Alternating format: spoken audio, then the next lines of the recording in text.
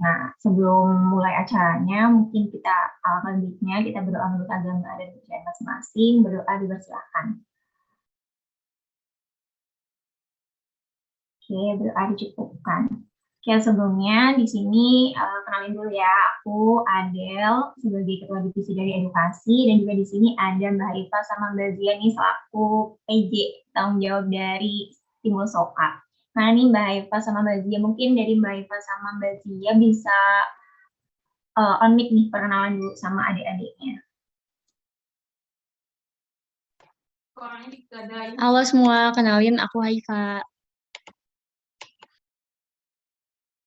Halo teman-teman, kenalin aku Zia. Oke, halo Mbak Iva, Mbak Zia. Jadi mereka berdua ya yang bertanggung jawab dari diadakannya acara Stimulus Soka ini. Nah, jadi sebenarnya Stimulus Soka itu apa sih? Jadi Stimulus Soka ini dia salah satu proker unggulan dari edukasi ya. Dan dia fungsinya buat apa? Jadi buat bantu teman-teman nih dari AT ya, buat persiapan dari ujian, khususnya ujian Soka. Jadi insya Allah di sini nanti kita bakal bantu nih dengan memfasilitasi tutor-tutor yang keren ya. Nah, di sini kita ngambilnya dari Mas Mbak dari angkatan 2021 nih, dari Aveliola. Oke, jadi oh ya, kalau teman-teman kalau yang bisa on cam ya.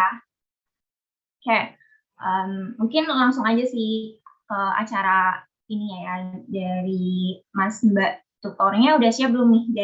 Jadi ada 3 tutor nih untuk malam ini. Ada Mas Graha, ada, ya nggak apa kalau misalnya nggak bisa on cam nggak apa-apa. Tapi kalau bisa on cam, bisa on cam ya teman-teman. Ada Mas Graha, ada Mbak Gina sama Mbak Atika nih. Udah siap belum nih Mas Mbak buat nyampein materinya? Balik cuk,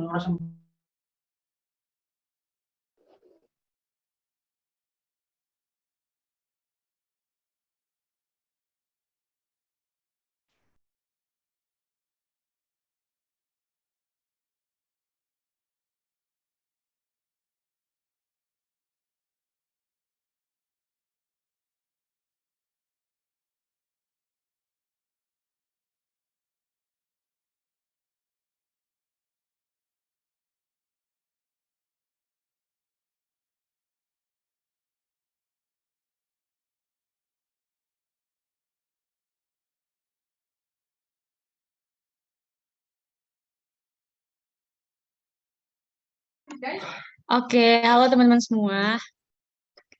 Mungkin untuk mempersingkat waktu, baik. Untuk mempersingkat waktu, mungkin kita langsung mulai aja ya ke materi pertama yang akan dibawakan oleh Mbak Gina. Kepada Mbak Gina, dipersilakan.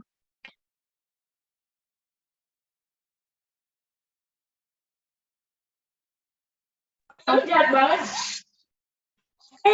Halo teman-teman. Aku malu banget ya. Suara saya terdengar nggak ya?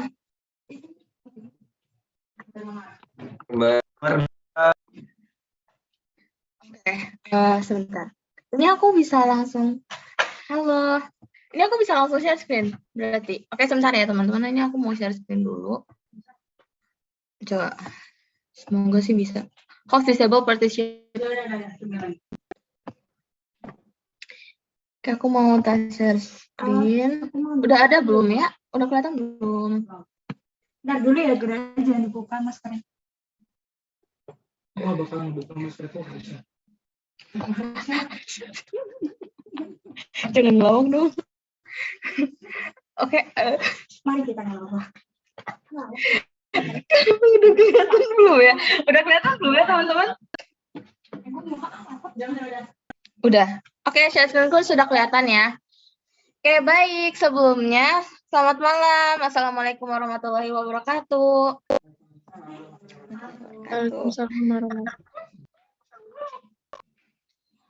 Oke, sebelumnya untuk teman-teman RT, perkenalkan nama saya, nama aku aja kali ya supaya tidak terlalu gimana-gimana banget. Nama aku Gina Kainus Asmi. Untuk NIM-ku ini teman-teman bisa lihat di sini ada G1A 021024. Nah, nanti kalau misalnya teman-teman semisal ada yang mau tanya-tanya, itu bisa nanti minta kontak personnya ke Kak Haifa. Masih semangat gak sih ini anak-anak arte gimana? Pada on cam yuk, yang bisa on cam supaya makin semangat. Ini aku bikin PPT-nya warna pink ngejreng gini supaya mencantol mata gitu ya. Oke, baik. Nih, yang paling pertama-tama banget itu kita harus paham gitu konsep dasar dari homeostasis. Oh ya, bentar. Saya undur dulu. Materi yang sekarang ingin saya jelaskan itu mengenai keseimbangan atau homeostasis. Nah, kita itu harus paham konsep dasarnya supaya teman-teman itu bisa lebih mudeng gitu ke depannya bagaimana. Sebenarnya homeostasis itu apa? Homeostasis itu adalah pemeliharaan lingkungan internal yang relatif stabil. Maksudnya lingkungan internal itu apa? Ini adalah lingkungan yang ada di dalam tubuh kalian gitu. Jadi kita itu sebagai manusia itu kan punya sel-sel, punya sel gitu ya, sel dalam tubuh. Nah, sel itu tuh pasti punya aktivitas dan fungsinya masing-masing. Nah, supaya mereka bisa melakukan aktivitas dan fungsinya masing-masing, itu perlu lingkungan yang relatif stabil. Atau lingkungannya itu tuh yang bisa mendukung aktivitas mereka. Jadi sebenarnya fungsi homeostasis ini itu adalah untuk menjaga lingkungan dalam tubuh untuk kelangsungan hidup, aktivitas, dan fungsi sel. Nah, kelangsungan hidup, aktivitas, dan fungsi sel itu untuk dasarnya banget. Jadi setiap sel dalam tubuh itu juga ikut berperan dalam mempertahankan si lingkungan ini supaya stabil, supaya mereka juga bisa berfungsi secara optimal gitu ya. Ini konsep dasarnya banget supaya apa itu homeostasis dan tujuannya atau fungsinya homeostasis itu. Oke, mari kita lanjut. Di sini ada komponen dalam mekanisme homeostasis. Ini simple banget sih, anak SD aja harusnya bisa. Jadi jadi teman-teman di sini nggak perlu khawatir. Untuk komponennya itu sesimpel itu cuma ada 3. Ya, secara garis besarnya ada 3. Ada reseptor, control center, sama efektor. Nah, ini teman-teman bisa baca ya, reseptor itu apa. Jadi, pada dasarnya si reseptor itu tuh merupakan sensor yang ada di dalam tubuh. Oke, untuk mengukur perubahan nilai yang terjadi. Nilainya itu apa? Nah, nanti bisa saya jelaskan. Nah, habis itu ada control center. Control center itu, dia itu yang menafsirkan sinyal kesalahan dari reseptor dan menentukan output dari efektor sehingga kembali homeostasis. Nah, di control center ini dia punya set point. Set point ini tuh titik keseimbangan yang perlu dijaga. Tadi kalau teman-teman engah, kita itu harus menjaga suatu keseimbangan kan dalam bentuk yang stabil gitu. Nah, si set point inilah titik keseimbangannya atau taraf keseimbangannya yang perlu dijaga. Habis itu ada efektor. Efektor ini adalah organ yang menghasilkan respon atau keluaran atau outputnya gitu. Oke. Jadi, aku agak-agak lama jadi nggak mudeng. Nah, di saat misalnya ada suatu perubahan yang terjadi gitu, nanti perubahan ini itu misalnya melenceng dari set point yang seharusnya ada, melenceng dari nilai normal. Nah, ini tuh akan ditangkap nih. Maksudnya perubahannya itu akan ditangkap oleh si reseptor. Kan dia tuh sensor ya. Contohnya kayak di sini tuh konsentrasi glukosa darah. Misalnya konsentrasi glukosa darah terlalu rendah atau terlalu tinggi. Nah, si sensor ini itu akan ngirim sinyal ke control center. Si control center ini tuh bagaikan kayak brain, kayak otak gitu. Kalau misalnya dia itu tuh bakal ngasih tahu si efektor harus ngelakuin apa supaya nanti si perubahan nilai yang terjadi itu bisa balik normal. Itu adalah dasar dari homeostasis gitu teman-teman. Nah, terus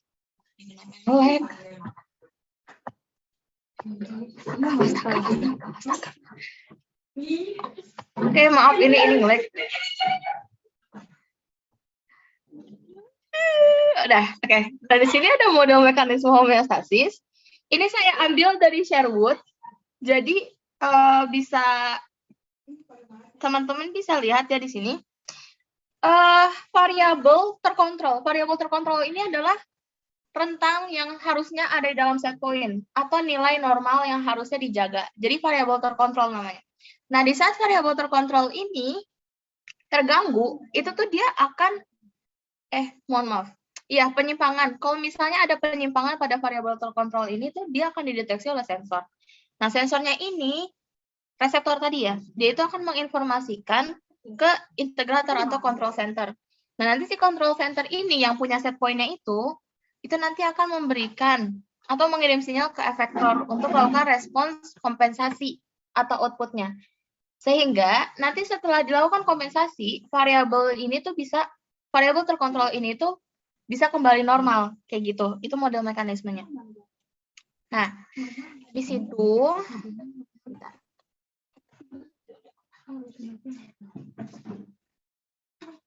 20-10 masih lama ya.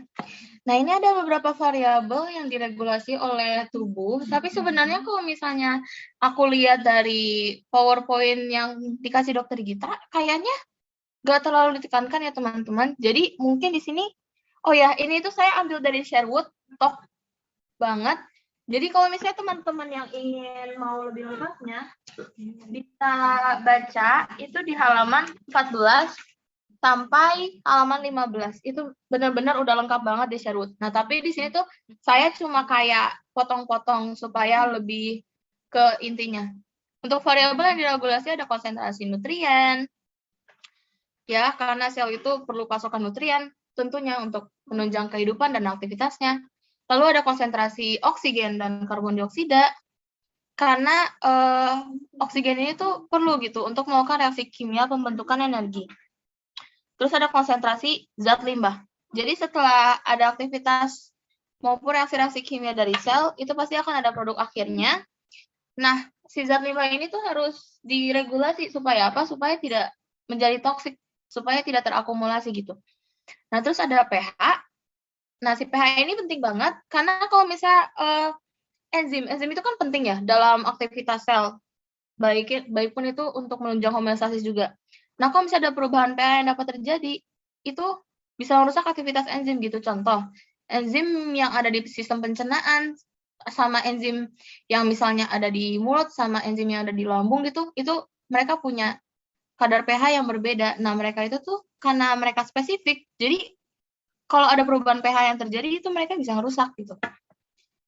Habis itu, nah ini ada lagi konsentrasi air, garam, dan elektrolit lain. Jadi cairan yang ada di intrasel dan di ekstrasel itu perlu dijaga keseimbangannya. Karena si sel ini itu nggak akan bisa berfungsi normal jika dia itu membengkak atau menciut. Ini teman-teman pasti udah belajar ya pas di SMA gitu.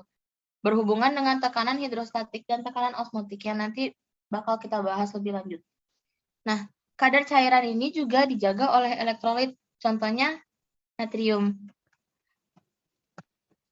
Misalnya kayak ada proses di ginjal, reabsorpsi air, reabsorpsi natrium. Nanti nih si natrium ini tuh sifatnya itu kayak membawa airnya gitu-gitu. Jadi elektrolit juga berpengaruh pada keseimbangan cairan. Nah, di sini juga ada volume dan tekanan. Ini tuh volume dan maksudnya di sini adalah volume dan tekanan darah yang adekuat. Tujuannya untuk apa? Untuk menjamin distribusi baik itu nutrien maupun oksigen ke seluruh tubuh. Nah, di sini juga ada suhu. Suhu itu juga penting untuk dipertahankan kisaran normalnya. Karena kalau misalnya terlalu dingin, itu nanti fungsi selnya itu bisa melambat. Dan kalau misalnya terlalu panas, nanti protein struktural atau enzimatiknya itu bisa rusak. Oke, maaf. Nah, ini ada kontribusi sistem tubuh yang menjaga homeostasis. Sebenarnya ini kontribusi sistem tubuh itu ada 11 sistem yang menjaga homeostasis. Cuma kayaknya di pensiran tadi, kalian ini nggak dibahas banget dan nggak diperdalam banget. Yang kalau tadi aku baca itu yang diperdalam itu cuma sistem pencernaan sama ginjal ya? Iya ya? Nggak tahu ya? Ginjal ada ya, sama sistem pencernaan sama ginjal. Nah, harapannya di sini tuh sebenarnya kalau misalnya saya ngejelasin semua, ini tuh kalian bisa baca aja yang tadi kata saya, ini di Sherwood halaman 14 sampai 15. Soalnya kalau misalnya saya ngejelasin semua di sini, ending-endingnya kalian juga bakal lupa, soalnya banyak banget ini. Ini tuh benar-benar kayak hafalan tok dan pemahaman sih. Jadi ini saya harapannya kalian teman-teman bisa baca aja yang mau baca, karena ini sekiranya nggak akan terlalu ditekankan. Mungkin di sini sistem pencernaan untuk mengurai makanan, menjadi nutrien yang dapat diserap, dan memindahkan air dan elektrolit dari lingkungan eksternal ke internal. ya penyerapan air dan elektrolit gitu ya dari sistem pencernaan. Nah, di sini mohon maaf. Di sini juga ada tadi apa ya? Nah, itu teman-teman yang ingin baca nanti bisa saya share dan bisa dibaca. Kalau misalnya ingin lengkap itu bisa di-share. Oke, setelah ini jelek sekali. Nah, di sini tuh ada umpan balik. Homeostasis, umpan balik. Jadi si homeostasis ini, dia itu kan bahasanya itu kayak supaya menjaga keseimbangan set point. Nah, sebenarnya di homeostasis ini tuh ada 2 jenis umpan balik. Ada umpan balik negatif sama umpan balik positif. Bedanya itu apa? Ini teman-teman bisa baca, dan yang saya bold gitu ya. Jadi pada umpan balik negatif, itu perubahan dalam faktor yang dikontrol. Faktor yang dikontrol itu yang tadi, yang perlu kita jaga kadar normalnya, yang dalam rentang set point gitu. Nah, perubahan, misalnya ada perubahan dari yang faktor tadi, itu akan memicu respons yang berupaya untuk memulihkan faktor tersebut ke normal. Jadi misalnya ada peningkatan kadar, misalnya kadar kalsium dalam darahnya itu tuh berkurang. Misalnya kadar kalsium dalam darah itu berkurang. Nah, ini tuh bakal ada umpan balik negatif supaya bagaimana caranya kadar kalsium dalam darah itu tuh balik ke normal. Sebenarnya kan elektrolit dan kayak gitu itu kan dijaga ya kadar normalnya di dalam sirkulasi darah gitu. Soalnya memang itu penting untuk aktivitas dan aktivitas sel. Jadi kalau misalnya saat itu berkurang, nanti akan ada umpan balik negatif agar dia itu kembali normal. Nah, ada satu lagi, ini umpan balik positif. Nah, pada umpan balik positif, output atau keluarannya yang oleh efektor tadi, itu malah memperkuat perubahannya. Sehingga variabel yang terkontrol itu terus bergerak searah perubahan awal. Maksudnya apa? Kalau yang umpan balik negatif kan tadi, dia ada penyimpangan, efektornya itu berusaha supaya dia itu balik normal. Nah, tapi kalau misalnya di umpan balik positif, dia ada penyimpangan, nah, output dari efektornya itu malah memperkuat penyimpangannya gitu. Bahasanya kayak gitu, bahasa yang mudah dimengertinya. Nah, umpan balik positif ini, dia itu umpan balik yang lebih jarang terjadi gitu. Yang pokoknya lebih banyak, hampir semua umpan balik homeostasis itu adalah yang negatif. Yang positif ini hanya beberapa gitu. Nah, contohnya ini. Positive feedback in childbirth gitu ya. Nah, ini tuh tapi kalian kayak nggak terlalu ditekankan. Jadi ini supaya teman-teman tahu aja maksudnya umpan balik positif itu gimana. Jadi di saat seorang ibu itu mau melahirkan, itu kan uterusnya itu tuh kan harus berkontraksi ya supaya bisa membantu bayinya itu untuk lahir gitu, untuk keluar. Nah, adanya si stretching dari serviksnya ini dia itu tuh membuat umpan balik positif yang ngasih sinyal ke hipotalamus. Hipotalamus itu tuh kontrol centernya yang nanti ngasih efektor, yang nanti ngirim sinyal ke efektor, ngerilis oksitosin supaya si serviksnya itu tuh lebih nge-stretch lagi gitu. Jadi, nah ini juga umpan balik positif ini juga terjadi saat kalau misalnya seorang ibu itu sedang menyusui. Kayak di saat misalnya ada bayinya lagi nyusu gitu ya. Nah itu kan tubuh kita itu tuh akan terstimulasi untuk menghasilkan ASI. Nah nanti itu akan ada umpan balik positif lagi dan lagi supaya si ASI-nya itu tuh makin banyak dan terus-menerus ada gitu. Itu salah satu dari contoh umpan balik positif. Nah, di sini ada contoh-contohnya dari negative feedback atau umpan balik negatif, sama positive feedback atau umpan balik positif. Ini simple ya sistemnya. Nah, negative feedback tadi untuk contohnya ada body temperature sama metabolisme dari gula. Nah, untuk positive feedback itu yang tadi ya ada laktasi sama di saat ibu itu melahirkan. Baik, mungkin simpel kan materinya dari saya, sangat simpel. Dan itu cuma supaya teman-teman itu paham homeostasis itu apa dan gimana konsepnya. Konsepnya itu bagaimana. Oke, baik. Apakah ada yang ingin bertanya? Mungkin saya ngomongnya nggak jelas atau kecepatan atau gimana? Kira aja pertanyaannya. Atau gimana? Jadi bukan sekarang. Oke, baik teman-teman yang ingin bertanya, mohon maaf, saya disuruh pertanyaannya disimpan. Oke, terima kasih. Nanti kalau ada yang mau tanya, bisa langsung aja kasih ke moderator. Iya, moderator gitu. Sekian, terima kasih. Semangat buat besok-sokannya, teman-teman. Bye-bye.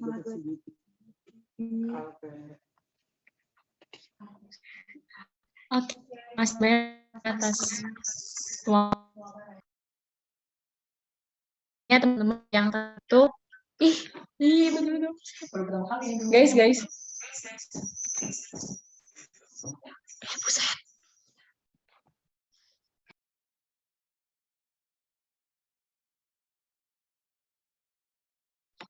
Oke.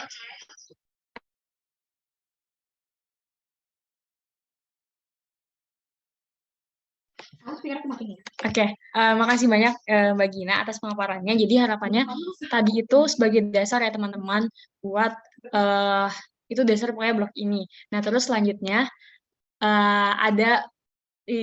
selanjutnya ada Mas Graha nih, dia mau menjelaskan. Oke, menjelaskan ini tentang apa sih tadi kan kalian udah di-spill sedikit ya sama Dokter Gita. Jadi nanti Mas Graha ceritanya mau menjelaskan nih ke teman-teman semua. Oke, jadi kepada Mas Graha dipersilakan.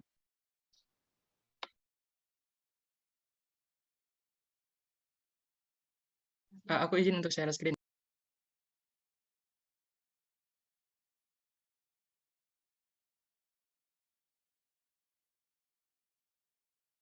Suaraku terdengar nggak ya?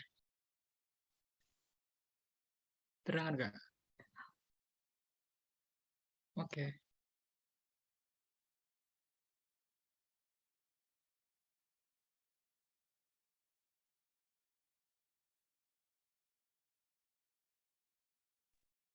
Untuk suaraku terdengar nggak ya? Izin konfirmasi.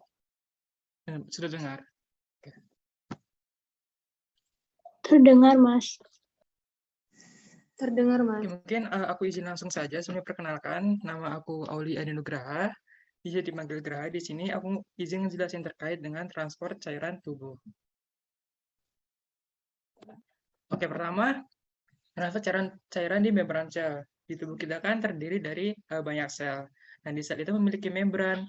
Nah, membran sel itu sifatnya itu barrier selektif, yang artinya barriernya ini milih-milih. Membran sel ini kan memisahkan antara dengan sitoplasma dan ekstraseluler. Kemudian,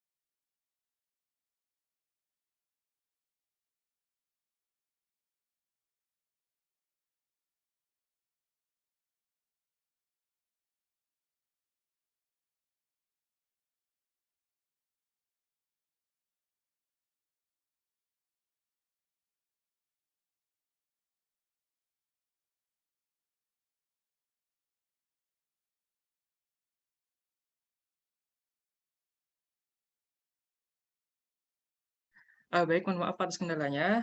Terima kasih juga buat Haifa karena sudah membantu untuk share screen. Aku izin lanjutin ya. Jadi kan tadi di tubuh kita terdiri dari banyak sel. Nah, sel itu kan memiliki membran sel kan.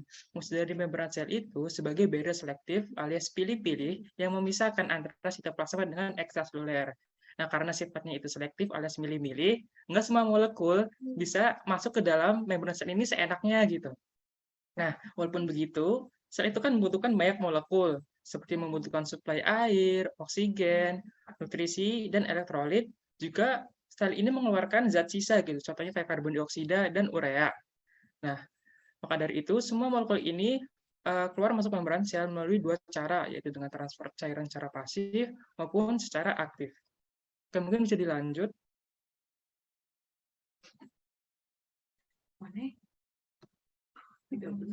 Oke, baik. Di sini bisa kita lihat ya, ada transfer pasif, yaitu transfer yang tidak membutuhkan energi. Kok bisa nggak membutuhkan energi? Karena transfernya ini sifatnya menuruni gradien konsentrasi. Jadi dari konsentrasi tinggi ke konsentrasi yang rendah.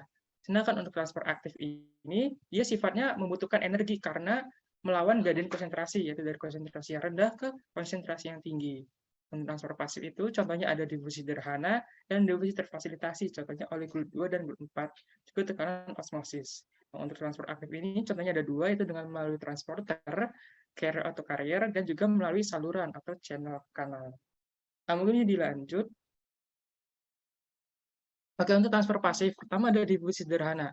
Di difusi sederhana ini, kita nggak membutuhkan protein pembawa. Jadi, molekulnya itu bisa nembus membran secara begitu saja gitu, dari tekanan yang tinggi ke tekanannya rendah, dari extracellular space yang atas sampai ke bawah ke intracellular space. Kemudian untuk difusi terfasilitasi ini dia agak lain ya, agak beda karena membutuhkan protein pengangkut. Bisa dilihat di gambar tuh kayak ada biru-biru. Nah, itu protein pengangkutnya. Loh, kok mengapa sih yang kiri nggak butuh protein, yang kanan butuh protein? Hal ini dikarenakan untuk yang kanan itu tuh molekulnya bersifat hidrofilik, alias molekulnya itu larut ke dalam air. Larut ke dalam air. Sedangkan membran sel ini kan terbentuk dari lipid kan, karena molekul terlarut dalam air, jadi dia nggak bisa nembus lapisan lipid membran sel. Makanya dia membutuhkan protein pengangkut atau protein channel gitu. Mungkin bisa dilanjut. Oke, selanjutnya ada transfer pasif atau osmolaritas. Oke, simpelnya itu, osmolaritas itu nama lainnya kekentalan gitu, yang artinya jumlah partikel yang ada dalam sebuah larutan. Jadi kalau misal di dalam sebuah larutan itu partikelnya banyak, otomatis kan cairan itu kental. Nah, itu osmolaritasnya tinggi namanya. Sedangkan kalau partikelnya itu sedikit dan cairannya banyak, berarti kan cairannya itu kan encer kan, alias nggak kental, berarti osmolaritasnya rendah, simpelnya gitu. Nah, tekanan osmolaritas ini berfungsi pada membran sel yang semi permeable. Mengapa semi? Dikarenakan membran sel ini hanya bisa dilewati oleh air. Kalau molekul nggak bisa dilewatin, jadi cuma air tok gitu. Nah, sifat perpindahannya itu adalah berpindah dari konsentrasi yang rendah ke konsentrasi yang lebih tinggi, dari yang kurang pekat ke konsentrasi yang pekat. Jadi emang agak beda dari difusikan. Contohnya itu bisa dilihat dari yang gambar di kanan. Kan itu ada dua cairan kan, cairan yang kiri dan cairan yang kanan. Dan dari gambar kita bisa lihat bahwa cairan yang di kanan itu memiliki tingkat kepekatan yang lebih tinggi dikarenakan partikelnya lebih besar. Contohnya kayak partikel warna hitam kan. Jadi cairannya di kanan itu lebih pekat, cairannya di kiri itu lebih encer. Di tengah-tengahnya ada membran semi permeable yang cuma bisa dilewatin oleh air, partikelnya nggak bisa nembus gitu. Nah, dikarenakan ada perbedaan konsentrasi, yang kiri lebih encer dan kanan lebih pekat, kalau bahasa osmolaritasnya tuh kiri osmolaritasnya rendah, kanan tuh osmolaritasnya tinggi gitu. Nah, biar osmolaritasnya sama, maka terjadi pergerakan cairan dari yang kiri ke kanan, dari yang encer ke yang lebih pekat gitu, biar kekentalannya tuh sama gitu. Nah, di gambar kanan itu airnya pindah dari kiri ke kanan, dari yang rendah ke tinggi, atau dari yang kurang pekat, encer ke yang lebih pekat. Simpelnya gitu. Oke, selanjutnya ada tekanan hidrostatik. Nah, ini berbeda kayak tekanan osmotik. Kalau tadi kan dari rendah ke tinggi. Kalau hidrostatik dari tinggi ke tekanan yang lebih rendah. Contohnya itu di kapiler darah, kan kita tahu ya kalau kapiler tuh ada dua, ada arteri dan vena. Simpelnya tuh arteri merah, vena warna biru gitu. Nah, kalau di arteri kan kita tahu kalau dia dekat dengan jantung kan, otomatis tekanannya lebih tinggi. Contohnya itu tekanannya 30 mmHg misalnya. Nah, tekanan darah vena itu lebih kecil, yaitu cuma 10 mmHg. Nah, tekanan hidrostatik ini kan berpindah dari tekanan yang lebih tinggi ke tekanan yang lebih rendah. Berarti dikarenakan arteri lebih tinggi daripada vena, maka darah ini mengalir dari arteri ke vena gitu. Jadi kalau digambar tuh dari yang warna merah arterial ke sebelah kanan, yaitu warna biru atau vena. Oke. Kemudian contoh lainnya itu kan di dalam pembuluh darah ya. Nah, kita hubungin antara pembuluh darah dengan ruang interstisial. Gitu. Berarti kan kalau misal di arteri, belum. Jadi kan di arteri kan tekanannya lebih tinggi daripada ruang interstisial kan. Kalau ada yang belum tahu, ruang interstisial itu ruangan di antara sel gitu. Jadi dikarenakan tekanan arterinya lebih tinggi pada ruang interstisial, maka terjadi perpindahan antara cairan di arteri keluar menuju ke ruang interstisial. Nah, sedangkan kalau di vena ini kebalikannya. Di ruangan interstisialnya itu tekanannya lebih tinggi dibandingkan tekanan yang ada di vena, sehingga terjadi perpindahan antara tekanan yang lebih tinggi di ruang interstisial, cairan pindah ke tekanan yang lebih rendah ke vena kayak gitu. Nah, untuk transporter aktif sendiri ada dua macam. Yang pertama ada transporter, yang kedua ada channel protein. Untuk yang transporter ini, dia tuh unik ya, karena hanya bisa mentransfer molekul yang spesifik. Jadi sifatnya kayak enzim gitu, molekulnya harus spesifik, harus berdasarkan kriteria khusus. Nah, karena dia molekulnya harus spesifik, makanya kerja transporter ini bisa dihambat kalau molekulnya itu mengalami perubahan bentuk molekul. Nah, kalau misalnya molekul mengalami perubahan, kan udah nggak bisa dikenal sama transporter. Kalau udah nggak bisa dikenalin, otomatis molekulnya nggak bisa masuk ke dalam transporter. Alhasil, transporter kan kerjanya menjadi terhambat. Beda kayak yang bawahnya, yaitu saluran atau channel, itu bentuknya kayak pori-pori. Makanya, proses transportasinya itu lebih cepat dibandingkan dengan transporter yang di atas. Gitu. Kemudian lanjut ke keseimbangan cairan dan elektrolit. Oke, kita mulai dengan definisi dulu ya. Jadi pertama tuh cairan tubuh. Ya, cairan yang ada di dalam tubuh, udah jelas lah ya. Kemudian kedua ada elektrolit. Nah, elektrolit itu merupakan zat yang terdisosiasi dalam cairan, ya, zat yang ada dalam cairan yang dapat dibedakan menjadi dua, yaitu ion positif dan ion negatif. Ion positif kation, ion negatif itu anion.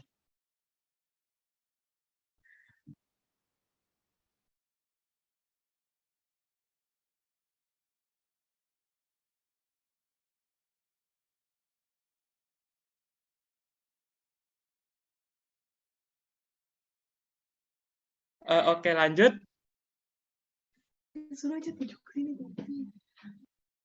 Kemudian kedua ada presentasi cairan tubuh.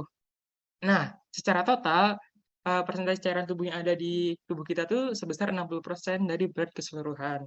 Terbagi menjadi cairan intraseluler, yaitu cairan yang ada di dalam sel, sebanyak 40%, dan cairan ekstraseluler, atau cairan yang ada di luar sel, sebanyak 20%.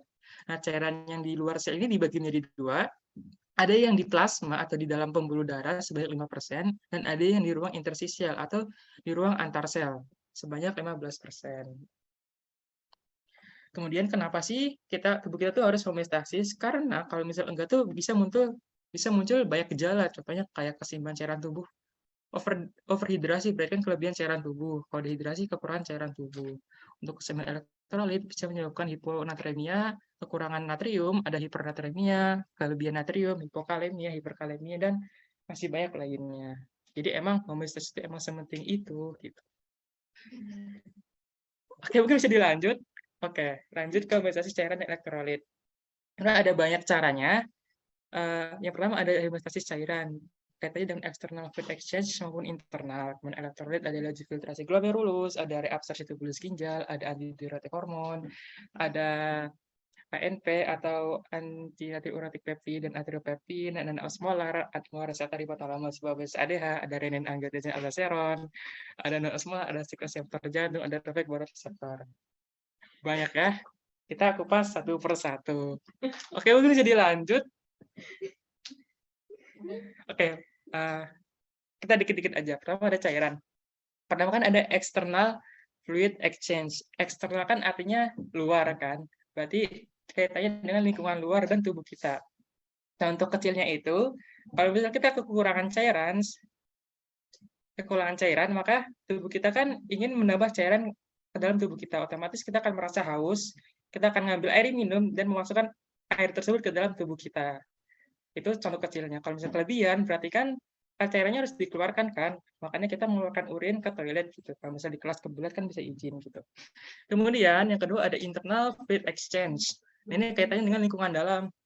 Ini kayak perpindahan cairan. Kayak tadi ada tekanan intrastatik, kan ada perpindahan antara pembuluh darah ke ruang interstisial.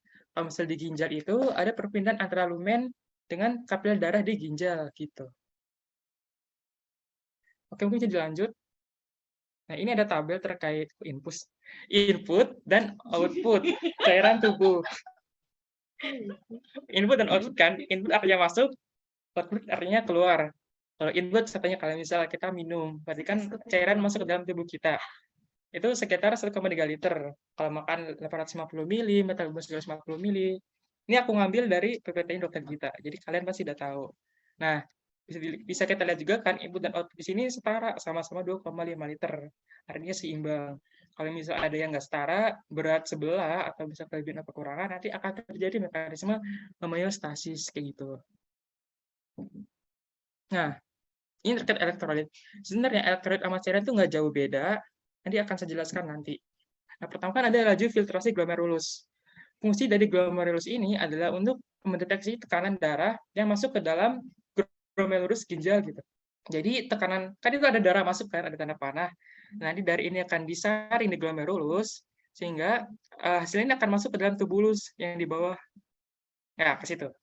Nah, dan darah tadi ini akan dikembalikan ke sana, ke yang atas kiri. Atas kiri. Nah, ke atas kiri. Atas kiri. Nah, situ. Tidak darah masuk, keluar, dan hasilnya bakal masuk ke lumen tubulus. Kemudian di sebelah kanan, ada reabsorpsi tubulus ginjal. Nah, tadi kalau misal darahnya itu hasil filtrasi udah masuk ke dalam tubulus, kita bisa lihat di sini ya, ada 3 tempat, sebelah kiri itu lumen, sebelah kiri lumen, dan sebelah kanan pembuluh darah. Pembuluh darah yang ada di ginjal. Jadi, kan tadi kan filtrasi darah kan akan masuk di lumen ya. Kalau misal kita kondisinya kekurangan cairan, maka ginjal ini akan mereabsorpsi cairan yang ada di lumen, air yang ada di lumen bakal direabsorpsi dan masuk ke dalam pembuluh darah gitu, ke sebelah kanan. Nah, ke situ. Jadi air yang ada di lumen ini menjadi lebih sedikit karena cairannya masuk kembali ke dalam pembuluh darah kita kan. Otomatis urin yang dikeluarkan pun akan lebih sedikit. Gitu, simpelnya kayak gitu. Oke, langsung ke osmolar. Pertama ada osmoreseptor, hipotalamus, hipofisis, ADH. Namanya panjang banget, tapi simpel kok. Ininya gini. Osmoreseptor kan reseptor, osmo, artinya reseptor yang berfungsi buat mendeteksi osmolaritas dalam darah. Hipotalamus, hipofisis itu tempatnya, ADH atau antidiuretik hormon itu hasilnya. Jadi osmoreseptor terlebih dahulu. Nah, osmoreseptor sendiri kan berfungsi untuk mendeteksi osmolaritas yang ada di darah. Jadi kalau osmolaritasnya rendah, alias encer darahnya, kebanyakan cairan, maka vesikel akan mengembang. Tetapi kalau osmolaritasnya tinggi, alias darahnya kental, kan kekurangan cairan kan, makanya vesikelnya akan mengeriput. Nah, kalau kondisi osmolaritasnya tinggi, kental, berarti kan cairan sedikit. Tubuh kita butuh lebih banyak cairan kan, otomatis nanti hipotalamus dan hipofisis ini akan merespon dan melepaskan antidiuretik hormon untuk mereabsorpsi cairan yang ada di ginjal. Ini respon yang ada di hipotalamus. Nah, ini kita masuk ke respon yang ada di ginjal, yaitu respon renin, angiotensin, dan aldosteron. Ya, itu. Jadi, kan aku udah jelasin tadi kan, di glomerulus itu berfungsi buat mendeteksi tekanan darah. Nah, kalau misal tekanan darah di ginjalnya ini rendah, otomatis kan volume dalam cairannya juga rendah, alias volumenya sedikit. Cairan sedikit, tubuh lebih membutuhkan lebih banyak cairan dalam tubuh. Hal ini akan mengaktifasi sistem RAA atau renin, angiotensin, aldosteron. Nah, mungkin di sini ada gambar, aku bakalan jelasin. Jadi awal mulanya itu ada organ bernama hati. Hati ini bakal ngeluarin angiotensinogen. Ada angiotensinogen, terus ada ginjal. Ginjal ini bakal ngeluarin renin. Renin ketemu dengan angiotensinogen, jadi angiotensinogennya berubah menjadi angiotensin 1. Nah, kemudian paru bakal ngeluarin ACE atau angiotensin converting enzyme. Angiotensin 1 ketemu dengan ACE berubah jadi angiotensin 2. Nah, angiotensin 2 ini bakal terdeteksi oleh korteks adrenal yang menyebabkan korteks adrenal ini bakal ngeluarin aldosteron. Nah, aldosteron inilah yang berfungsi untuk meretensi Na atau mereabsorpsi Na. Aku izin kembali ke slide sebelumnya, ke lumen ginjal, boleh nggak? Nah, kita bisa lihat ya, lumen sebelah kiri, darah sebelah kanan. Jadi waktu di lumen ini terdapat natrium, oke, kita ulang dari awal. Kan tubuh kita kekurangan cairan kan, otomatis natrium yang ada di lumen ini bakal direabsorpsi menuju ke dalam darah sebelah kanan. Nah, karena natriumnya pindah dari kiri ke kanan karena reabsorpsi, otomatis tekanan osmolaritas di kanan itu lebih tinggi kan natrium pindah dari kiri ke kanan kan, otomatis darah di kanan itu menjadi lebih kental daripada lumen yang ada di kiri. Jadi di kiri lebih encer, di kanan lebih kental karena punya natrium kan. Otomatis air akan pindah dari yang encer ke yang lebih kental. Seperti yang kita tahu ada tekanan osmotik kan. Jadi awal mulanya itu natrium pindah dari kiri ke kanan, diikuti oleh cairan juga pindah dari kiri ke kanan. Makanya mengapa homeostasis elektrolit itu diikuti oleh homeostasis dari cairan kayak gitu. Oke, mungkin bisa dilanjutkan. Ya, langsung ke ini. Ini non osmolar tuh lebih ke reseptornya aja ya. Jadi pertama tuh ada reseptor regang yang ada di jantung. Seperti yang kita tahu kan jantung kayak balon ya. Kalau ada darah masuk, jantung kembang gitu kan. Nah, pengembangan jantung ini nih merepresentasikan volume darah yang masuk ke dalam jantung. Yang bisa juga menjadi reseptor untuk mendeteksi volume darah dalam cairan tubuh kita kan. Yang kedua ada refleks baroreseptor. Nah, baroreseptor ini itu adanya ada di sinus karotis dan arcus aorta. Ada dua, sinus karotis dan arcus aorta. Fungsinya buat mendeteksi tekanan darah. Jadi waktu tekanan darah berkurang ini akan terdeteksi oleh baroreseptor yang merepresentasikan volume darah yang berkurang. Tekanan darah kurang, volume darah berkurang, maka tubuh kita butuh cairan kan. Hal ini akan mengaktifkan respons simpatis. Respons simpatis itu berupa vasokonstriksi pembuluh darah, arteriol, maupun perifer. Nah, selain simpatis, antidiuretik hormon juga akan meningkat jadi gini, ADH itu fungsinya buat retensi cairan kan. Jadi kalau ADH-nya meningkat, cairan tubuh kita akan diserap kembali ke dalam tubuh kita. Jadi volumenya akan meningkat kayak gitu. Oke, mungkin dilanjut. Nah, ini bagannya ya. Oke, dimulai dari homeostasis normal. Kemudian kita ke atas dulu. Ada homeostasis discharge kan. Itu terjadi karena kadar Na dalam kapiler darahnya itu meningkat. Otomatis kan osmolaritas meningkat kan. Kalau osmolaritas meningkat, artinya darahnya itu nambah kental karena kekurangan cairan. Nah, ini akan mensimulasi hipotalamus dan osmoreseptor yang ada di hipotalamus gitu. Nah, nanti hipotalamus ini akan berespon dengan mengeluarkan ADH yang berfungsi untuk mereabsorpsi cairan yang ada di dalam ginjal. Sehingga cairan yang ginjal itu akan terserap kembali ke dalam tubuh kita ke pembuluh darah. Kemudian selain itu juga akan mengurangi, masih di ADH secretion. Oke, ini kan pengeluaran ADH kan buat mereabsorpsi cairan. Nah, kalau selain ADH, kita juga menghemat pengeluaran cairan. Jadi urin yang dikeluarkan tuh menjadi lebih sedikit karena cairannya ini dimasukin lagi ke dalam tubuh kita kan. Kemudian selain itu, kita juga akan merasa lebih haus dikarenakan kita butuh cairan lebih banyak dari luar. Nah, kalau misal udah kayak gitu, maka otomatis kan banyak cairannya masuk ke dalam tubuh kita. Jadi volume darahnya meningkat, sehingga osmolaritas pun kembali turun ke dalam kadar yang normal. Jadi kadar natrium dalam darah pun akan menurun kayak gitu. Jadi tubuh kembali berhomeostasis. Kalau misalnya ke bawah, terjadi peningkatan natrium di extracellular fluid atau cairan ekstraseluler. Kalau natriumnya turun, berarti kan osmolaritasnya rendah ya. Jadi darahnya encer gitu. Darahnya encer, hal ini akan menginhibisi atau menghambat kerja dari osmoreseptor di hipotalamus. Jadi kerjanya dihambat berarti kan ADH yang dikeluarkan juga sedikit karena terhambat kan. Otomatis cairannya itu yang direabsorpsi ke dalam pembuluh darah di ginjal itu menjadi sedikit. Karena yang reabsorpsi cairannya sedikit, otomatis banyak cairannya dikeluarkan melalui urin.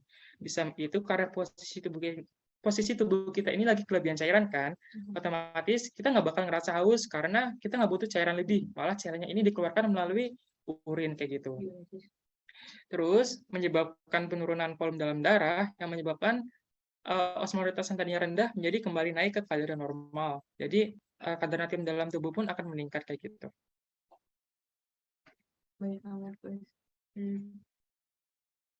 Kemudian bisa dilanjut. Nah, tadi kan terkait elektrolit natrium. Kalau ini terkait dengan volume dalam ginjal. Kita mulai dari bawah. Jadi kan pertama dalam keadaan homeostasis atau normal. Kemudian pada saat volume darah ini menurun, jadi extracellular fluid volume-nya decrease, gitu menurun, dikarenakan natrium yang loss atau pergi gitu kan terjadi kekurangan volume dalam darah dan tekanan darah pun akan menurun kan. Hal ini akan akan increase renin secretion, akan mengaktifasi renin angiotensin aldosteron system yang menyebabkan peningkatan dari pelepasan aldosteron. Kan aldosteron kan fungsinya buat retensi natrium dalam ginjal. Nah, nanti retensi natrium ini akan diikuti oleh retensi cairan yang menyebabkan cairan tubuh kita menambah lebih banyak kayak gitu. Terus selain aldosteron bakal ningkatin ADH atau antidiuretik hormon. Fungsinya kurang lebih sama kayak aldosteron untuk meretensi cairan yang ada di tubuh ginjal. Sehingga dikarenakan cairannya direabsorpsi ke dalam pembuluh darah, otomatis kan cairan yang dibuangnya sedikit, makanya urinary water loss. Jadi urinnya sedikit gitu kan. Ditambah dengan respon haus. Respon haus agar kita minum, jadi cairan yang masuk ke dalam tubuh kita itu jadi lebih banyak. Itu kalau posisi tubuh kita kekurangan cairan.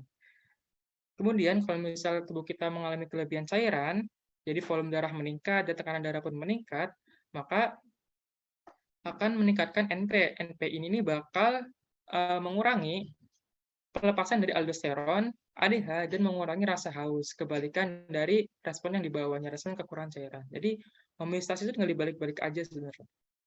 Oke, jadi lanjut. Terkait dengan keseimbangan asam dan basa. Oke, ini sekilas aja ya buat nge-recall. Jadi asam basa kan normalnya itu di pH 7 atau pH water kan. Semakin kecil, semakin mendekati 0, maka semakin asam, dan semakin besar, semakin mendekati 14 itu bersifat semakin basa kayak gitu. Oke, ini kondisi asam basa dalam tubuh. Jadi pH rata-rata dalam tubuh itu sekitar 7,4. Jika kurang dari 7,35 ini, maka bakal terjadi asidosis. Asidosis itu keadaan yang asam. Nah, kalau misalnya lebih dari 7,45 itu terjadi alkalosis, itu keadaannya basa. Asidosis berarti asam, alkalosis berarti basa. Seperti yang kita tahu, kalau asam itu kan dikarenakan banyaknya ion hidrogen atau H+. Kalau basa, ion OH- atau ya OH- gitu kan. Nanti H+ ditambah dengan OH- akan menghasilkan air H2O kayak gitu. Mungkin bisa dilanjut.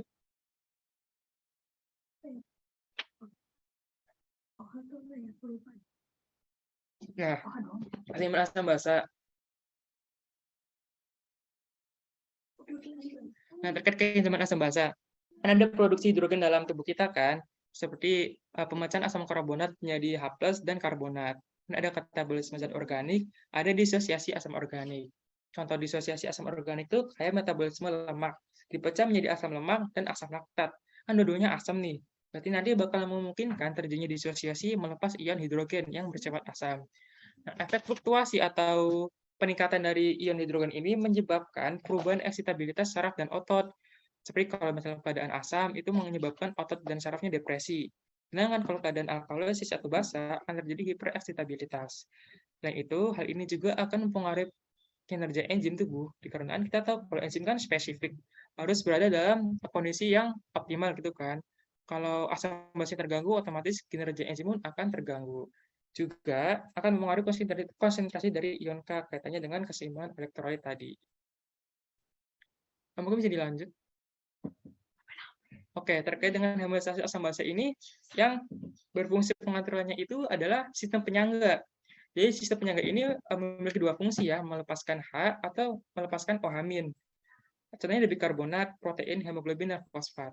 Jadi sistem penyangga ini cara kerjanya gini. Kalau misal tubuh kita kan dalam kondisi asam, otomatis tubuh kita kan banyak ion hidrogen kan.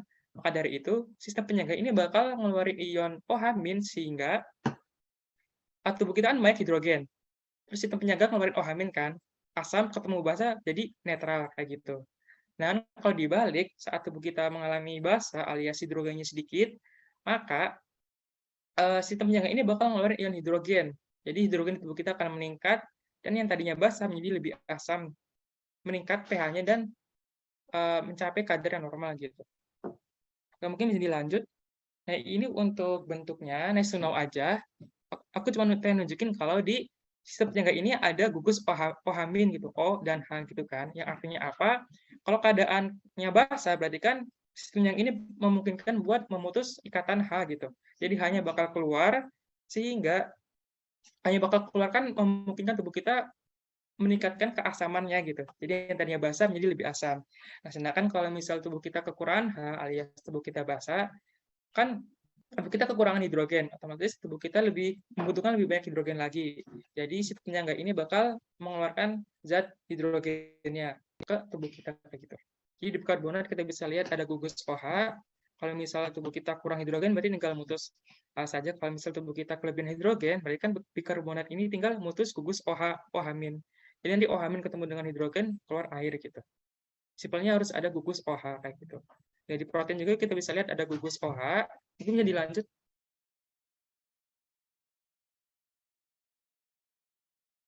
Ini ada hemoglobin yang bekerja di eritrosit. Kita bisa lihat ada gugus OH di sini. Kemudian ada fosfat juga. Ada gugus O dan A kayak gitu.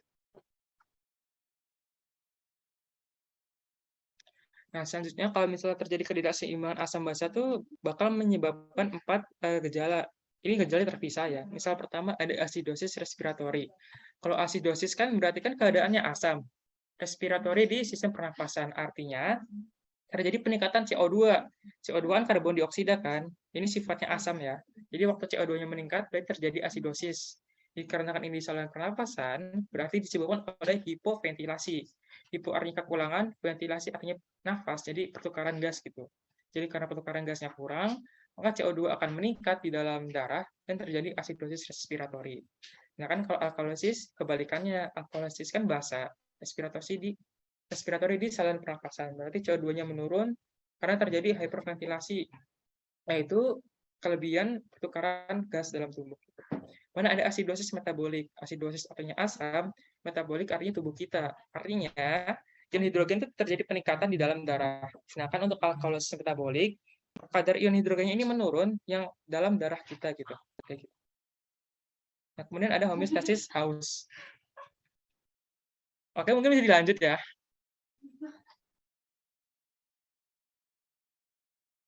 Oke, pengertian haus sendiri mungkin nggak usah diperjelas lagi.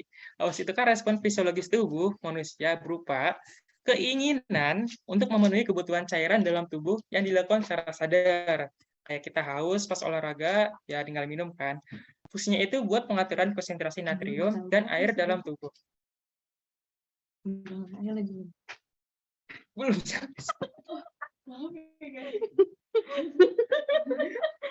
Oke. Lanjut ke fisiologi haus.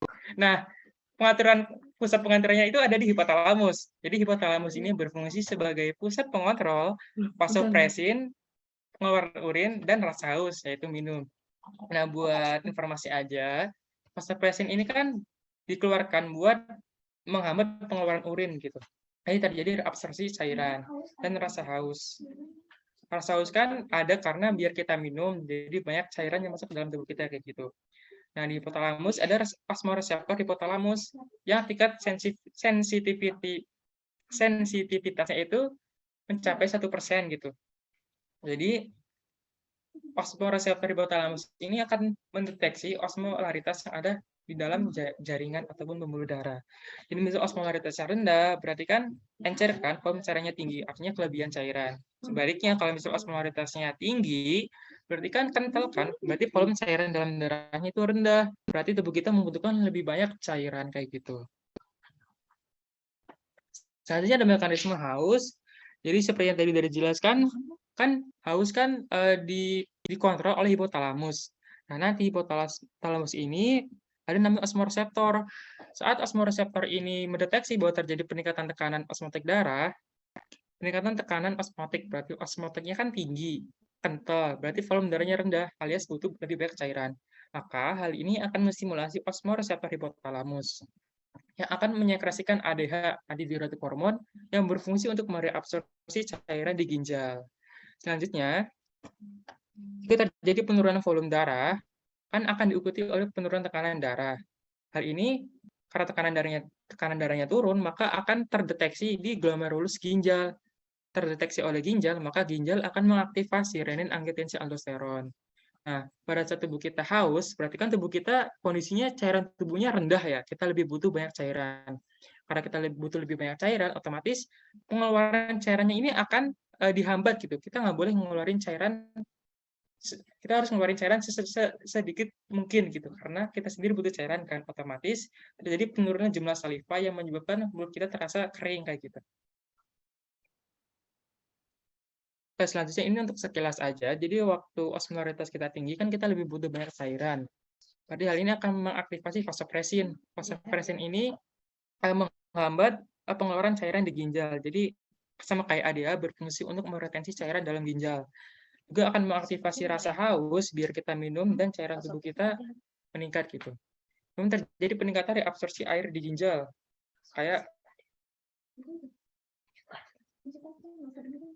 Kemudian terjadi peningkatan reabsorpsi air di ginjal kan. Jadi air di ginjalnya diabsorpsi untuk menghemat pengeluaran air. Jadi karena dihemat pengeluaran air ya maka urinnya menjadi lebih sedikit, keringat menjadi lebih sedikit, mulut dan bibir pun menjadi kering. Nah, kalau osmolaritas rendah alias kelebihan cairan, berarti kan kita udah ngerasa haus karena udah kelebihan cairan. Jadi rasa hausnya ditekan dan cairan pun dikeluarkan melalui urin kan gitu. Nah, ini fun fact aja, rasa haus itu akan menghilang saat kita minum untuk sementara selama 15 menit. Hal ini dikarenakan reseptor lambung ini akan meregang saat lambung ini terisi oleh air kan. Jadi akan mengurangi rasa haus sekitar 5-30 menit untuk menghindari cairan yang berlebih. Nah, sedangkan untuk tubuh sendiri membutuhkan waktu sekitar 30 menit sampai 1 jam untuk dapat mengabsorpsi air dan mengedarkannya ke seluruh tubuh. Ini buat tambahan info aja sih. Kemudian untuk selanjutnya, homeostasis suhu. Gini. Semangat kawan. Oke, lanjut. Nah, ini suhu normal tubuh manusia ya, sekitar 26,5 sampai 37,5 derajat Celcius. Mungkin beda literatur, beda kondisi ya. Oke, mungkin jadi lanjut. Ini singkat aja, homeostasis suhu mungkin kan udah pada tahu ya. Kalau misal suhu di lingkungan itu dingin, otomatis kan tubuh kita akan mempertahankan panas tubuhnya. Maka akan terjadi vasokonstriksi pembuluh darah perifer, sehingga panasnya itu yang dikeluarkan ke lingkungan itu nggak banyak. Kemudian selain itu akan terjadi kontraksi otot alias menggigil, dan disertai peningkatan laju metabolisme. Kalau metabolismenya meningkat, berarti kan produksi kalor dalam tubuh meningkat, sehingga panas dalam tubuh ini akan meningkat dan menjadi lebih hangat kayak gitu. Nah, untuk tambahan informasi, suhu dingin ini akan menyebabkan denyut jantung dan pengambilan oksigen menurun, juga disertai dengan kecepatan hantar saraf yang menurun. Jadi kalau misal orang mengalami hipotermi atau kedinginan, kalau misal kalian pernah nonton Titanic itu Jack-nya kedinginan kan, dikarenakan ada di air es. Nah, itu kan menyebabkan tubuh menjadi lebih kaku kayak gitu. Nah, selanjutnya kalau misal suhu dalam lingkungan itu panas, berarti kan kita perlu mengeluarkan tubuh kita kan, mengeluarkan panas dalam tubuh kita. Makanya terjadi vasodilatasi pembuluh darah perifer. Selain itu, dunia panas ini juga membutuhkan kita berkeringat kayak gitu. Kalau kita olahraga kan tubuh kita berkeringat. Kok berkeringat sih? Ya iya dong, keringat kan air kan. Kalau kulit kita bertemu dengan air, otomatis air ini akan menurunkan suhu tubuh kita yang panas kayak gitu. Jadi suhu kita yang tadinya panas, jadi bisa turun kembali ke kadar yang normal kayak gitu. Nah, udah selesai. Oke. Mungkin bisa dilanjut. Sabar. Nah, untuk pertanyaannya bisa di akhir ya. Oke, thank you. Terima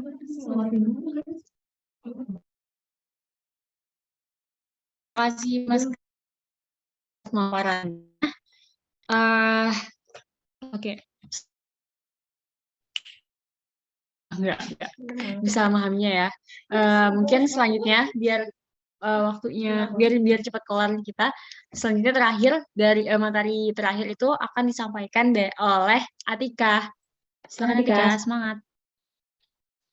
Oke, terima kasih kesempatannya. Aku izin share screen ya, guys. Sebentar. Bagus, tapi kayak mereka Oke, sebelumnya kenalin dulu, aku Atika dari angkatan 21. Aduh, oke. Sebenarnya kenalin aku Atika dari angkatan 21. Semoga kalian nggak sebenarnya pusing sih kayaknya. Aku sih dari kalian kayaknya pusing deh. Oke, aku minta tolong buat teman-teman ngejreng lagi ya, karena aku mau di sini aku cuma ngegesin juga. Bantuin teman-teman buat lebih memahamin terkait dengan spill-spillannya Dokter Gita. Oke, jadi tolong ngejreng lagi ya guys. Bentar, ini kemana ya? Semoga kursor aku kelihatan ya. Oke, di sini aku bahas pertama itu ada struktur histologi dari usus halus. Oke, jadi bayangin aja usus halus tuh apa nih?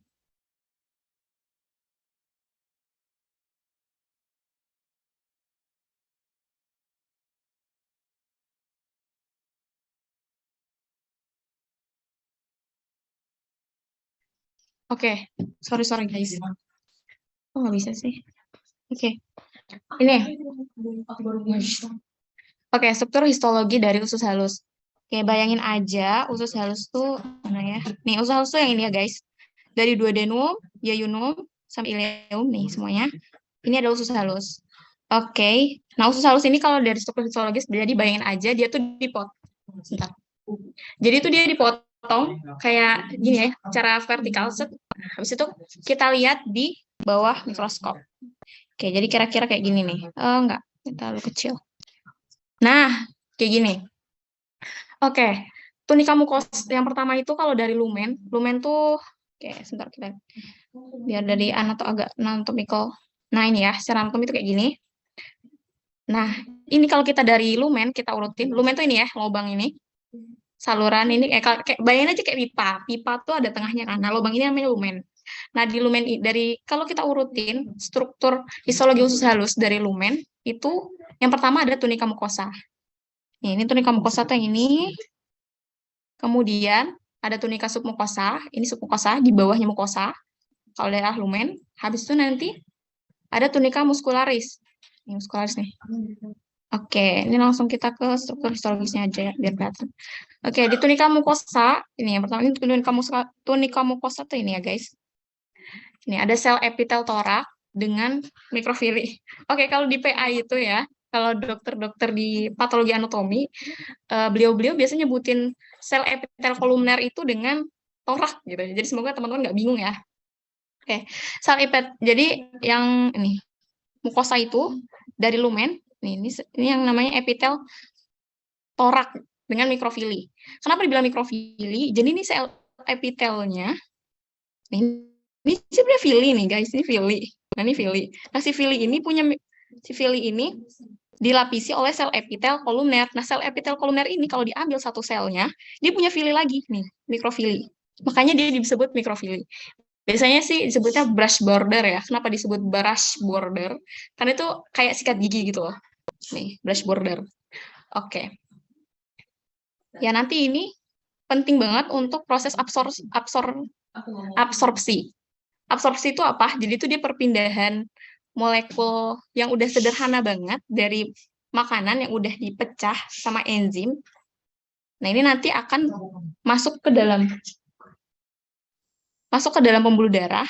Lewat ini dulu kan, karena pembuluh darahnya di sini nih. Jadi harus lewat. Nah, mikrofili ini penting banget buat absorpsi karena dia akan meningkatkan permukaan sel. Kenapa sih penting permukaan itu? Permukaan dari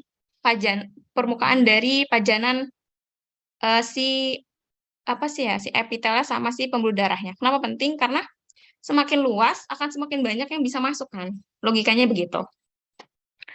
Gitu. Oke, habis itu ada yang kedua ada pembuluh darah kapiler. Nah, ini pembuluh darah kapiler tuh yang ini.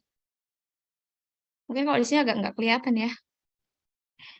Oke, habis itu ada pembuluh limfe. Pembuluh limfe ini penting juga. Nanti aku jelasin di belakang. Terus habis itu ada tunika submukosa. Nah, ini submukosa tuh yang ini. Ya, tadi mukosa. Mukosa tuh dari fili sampai sini. Sampai ada tunika submukosa. Habis itu ada tunika muscularis. Itu ada otot-otot ya di situ tentu aja muscularis.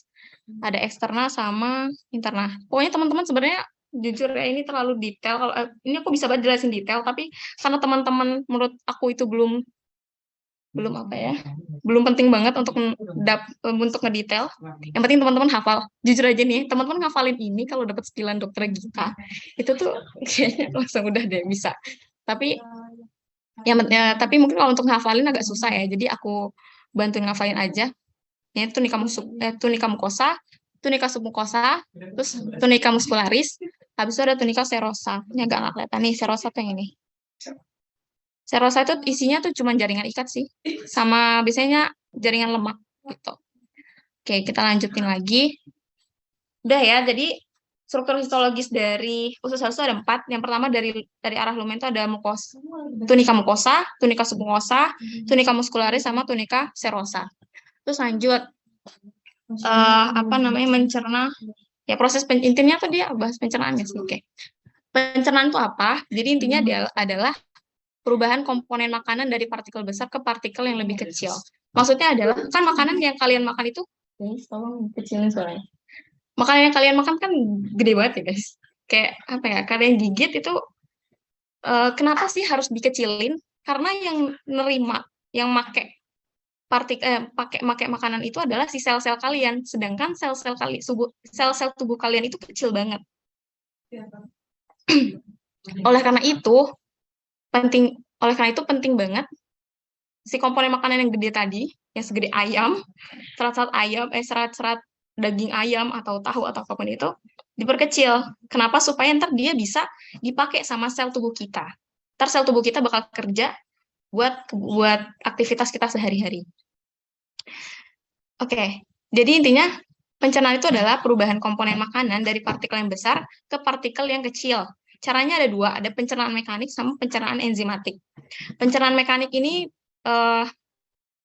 ada di gigi, bisa pakai di mulut, pakai gigi, terus di gaster. Di gaster kan itu ada otot ya guys.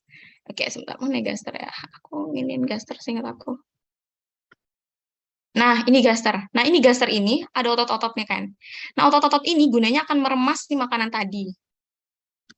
Oke, itu mekanik juga. Terus nanti di duodenum, di usus halus, itu juga lihat tadi. Nih, usus halus bahkan dia juga punya otot kan. Nah, ntar otot-otot ini gunanya untuk meremas si makanan tadi. Tapi kalau di usus halus namanya kimus, nggak apa-apa, nanti aja. Oke. Habis itu ada pencernaan secara enzimatik. Kan kalau dari mekanik itu masih apa ya, partikelnya tuh belum sederhana banget. Sederhana tuh maksudnya ukurannya tuh molekuler ya istilahnya. Dan yang bisa dipakai, zat yang bisa dipakai sama sel kita itu cuman glukosa, fruktosa, sukrosa, yang kayak gitu. Jadi kayak monomolekul ya intinya ya. Molekulnya cuma satu, tunggal. Gimana caranya bisa sampai tunggal? Kan kalau mekanik kan masih belum sampai ke sederhana banget. Nah, untuk sederhana banget dia pakai bantuan enzim. Gitu. Nah, maksudnya ya sehingga mudah diserap. Ya intinya baik itu diserap dari si usus halus ke pembuluh darah atau dari pembuluh darah nanti ke si ke sel kita gitu.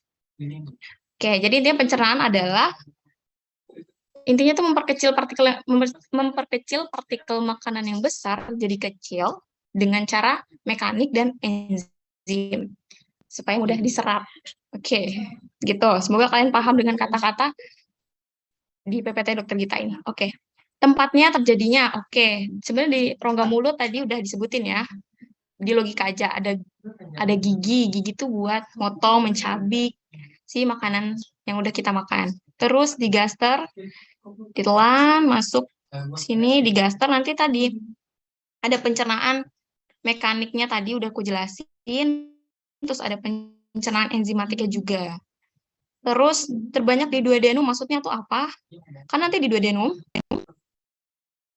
ada nih, kayak di duodenum ini nanti akan ada saluran dari si hepar. Nih, hepar kan nanti akan menghasilkan empedu. Terus ada pankreas juga, enzim-enzim pankreas, ntar masuk ke sini. Nanti akan ada pencernaan enzimatik di sini banyak. Jadi pencernaan makanan itu nanti kebanyakan akan berakhir di sini. Jadi udah selesai semua pencernaan sampai molekul terkecil itu selesai di duodenum. Makanya dia bilang pencernaan itu terbanyak di duodenum. Oke. Habis itu memerlukan energi. Oke, logika aja deh. Dari tadi kan kalau di gigi, itu kan kita butuh otot nih untuk memotong, mencabik makanan. Itu butuh ATP kan? Butuh energi dalam ya bentuk ATP sih, teman-teman tahu ya ATP. Oke, itu sama ya energi. Baik dari sini, kan otot itu untuk kontraksi, untuk memendek, meregang, untuk berkontraksi itu memendek, meregang kayak gitu. untuk membuat gerakan di sepanjang traktus gastrointestinalis, ini tuh butuh energi, butuh ATP. Jadi logikanya gitu, memerlukan energi. Terus memerlukan enzim tentu aja, karena dia kan mencerna makanan kan pakai biar kecil ya, dengan bantuan enzim. Jadi bisalah di logika. Habis itu dia tidak berhubungan dengan pembuluh darah. Aku on cam tahu. Oke, tidak berhubungan dengan pembuluh darah. Aduh, maaf. Kayaknya aku kecepatan nih jelasinnya. Tidak berhubungan dengan pembuluh darah itu maksudnya adalah dia tuh nggak ada interaksi dari si lumen ini ke sama pembuluh darah. Karena sepanjang dia mencerna, memperkecil tadi, itu belum ada proses absorpsi. Belum ada proses perpindahan molekul tadi, molekul makanan yang udah sederhana ke darah. Yang udah sederhana belum ya? Jadi kalau mencerna kan dia dari partikel besar ke partikel kecil. Kan sementara pembuluh darah kita, sementara supaya bisa masuk ke pembuluh darah, partikel makanan itu harus harus molekul tunggal. Jadi kalau dia belum kecil, dia nggak bisa masuk ke pembuluh darah. Makanya dia tidak berhubungan dengan pembuluh darah. Gitu. Semoga bisa paham. Habis itu terjadi di lumen saluran pencernaan. Ya tentu ya. Jadi nanti proses pencernaan baik mekanik maupun enzimatik itu pasti terjadi di saluran pencernaan. Jadi dia makanan itu pasti di sini-sini aja, guys. Nih. Pasti mereka cuma di sini-sini aja. Gitu. Jadi proses tadi buat memperkecil partikel makanan yang besar jadi kecil, itu tuh prosesnya semua terjadi di sini. Gitu. Oke, kita lanjut. Habis itu absorpsi. Kita bisa ngasih ini ke sini. Sebentar. Nggak kelihatan. Ya, absorpsi. Jadi absorpsi itu penyerapan makanan intinya. Jadi absorpsi itu adalah proses perpindahan molekul makanan yang sederhana. Molekul makanan sederhana tuh kayak glukosa, fruktosa, glukosa, terus sukrosa sih, glukosa, galaktosa, terus fruktosa, habis itu asam lemak, gliserol, habis itu asam amino. Jadi itu molekul yang bisa masuk ke pindah dari epitel. Jadi nanti molekul makanan yang udah sederhana ini masuk lewat sini, lewat sel ini nih, makanya sel absorpsi masuk sini ke dalam pembuluh darah.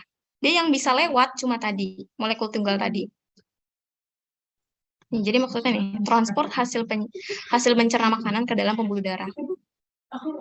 Jadi nanti ada kanal-kanal tersendiri, guys, ada saluran sendiri supaya dia bisa masuk ke dalam sini, ke sel ini. Di sini ntar ada salurannya, ada kanalnya di sini, dari lumen, dari ke arah lumen sini, ntar ada kanalnya di sini kayak saluran, kayak pipa bolong gitu ya, ke sini. Habis itu masuk ke sel, habis itu masuk lagi ke sini, tembus ke sini, habis itu dia masuk ke kapiler sini. Ke sini ding, guys. Bisa.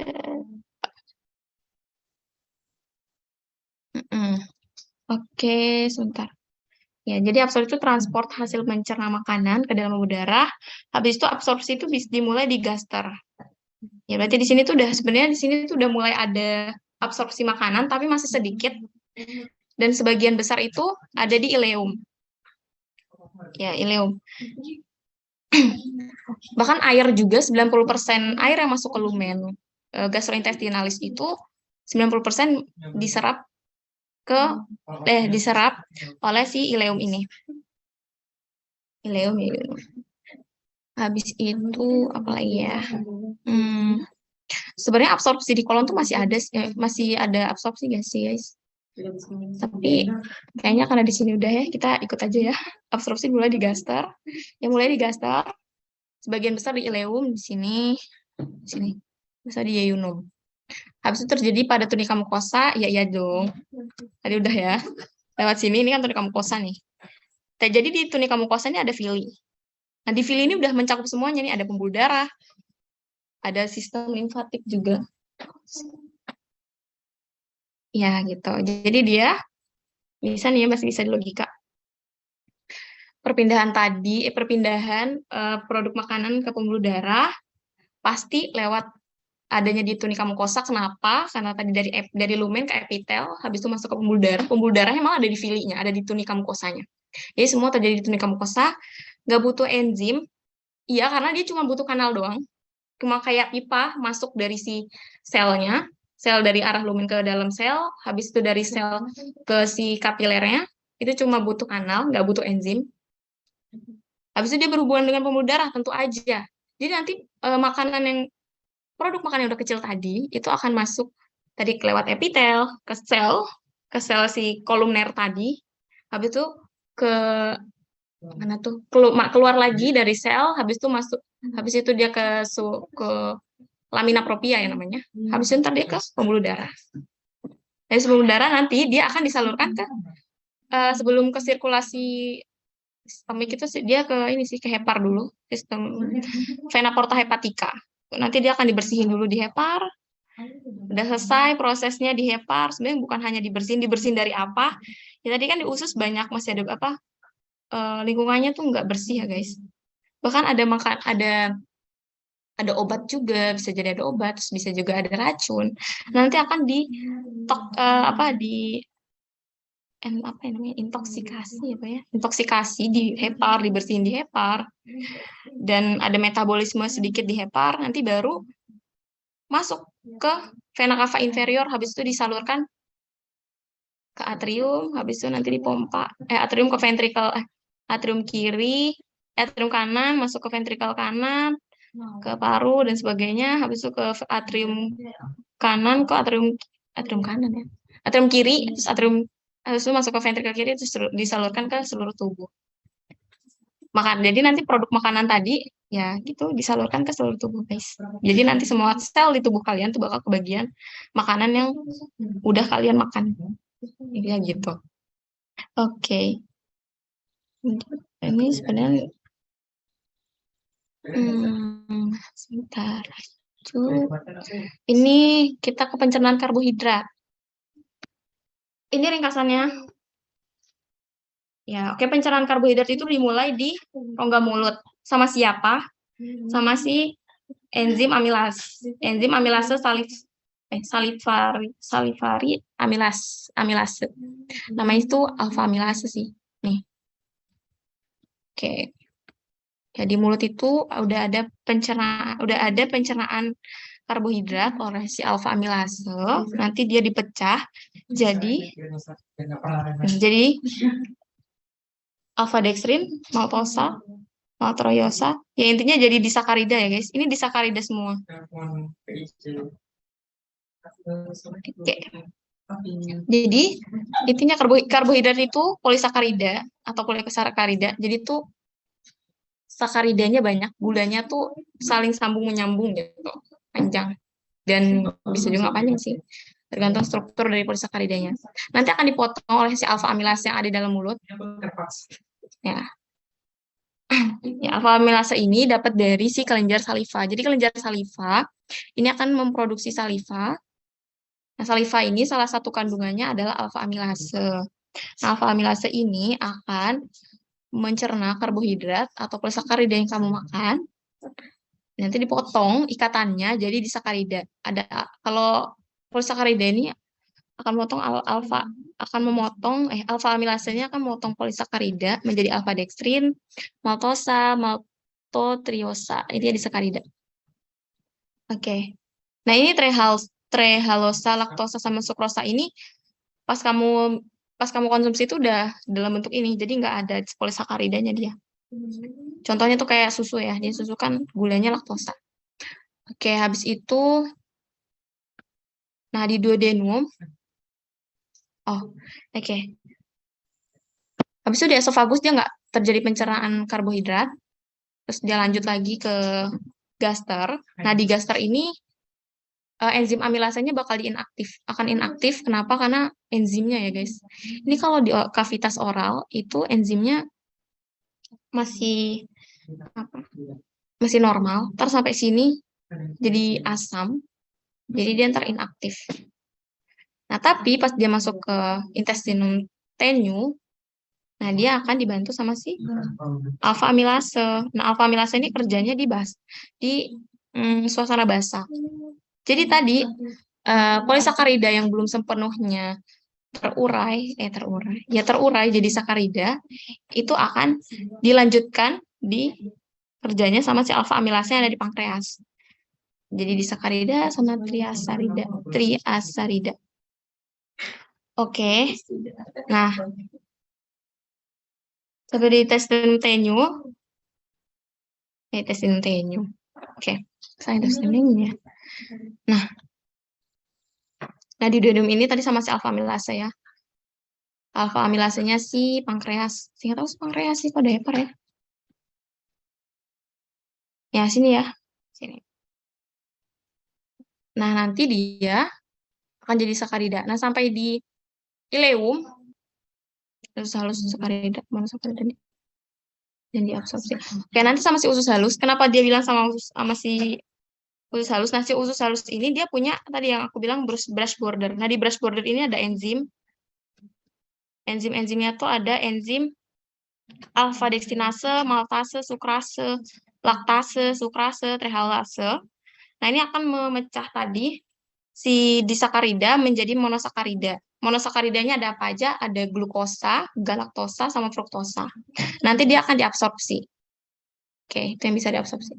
Oke, lanjut. Pencernaan dari si lipid. Nah, pencernaan lipid itu pertama dimulai di duodenum.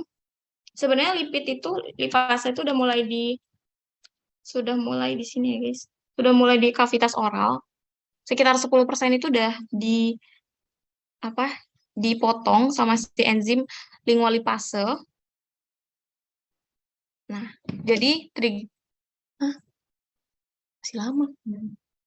Masih banyak lagi. Gliserol sama asam lemak. Oke. Nih, jadi sini. Monogliserida sama asam lemak.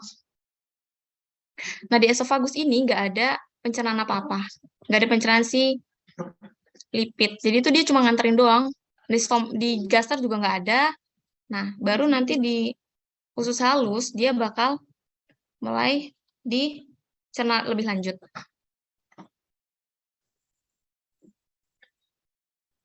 Nah, di usus halus, ini di sini ya. Ya, akan ada dibantu sama garam empedu dari hepar dan juga enzim lipase. Ini garam empedu. Nah, garam empedu ini kenapa butuh banget garam empedu?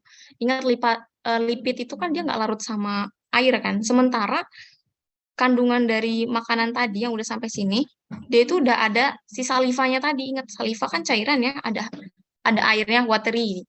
Nah, makanya dia supaya bisa, jadi molekul lipid itu gede banget, gede. Nah, supaya dia bisa ketemu sama enzim, kan dia harus kecil-kecil kan. Lebih kecil lagi supaya pertemuan antara enzim sama si lemaknya itu lebih sering. Dia harus diperkecil.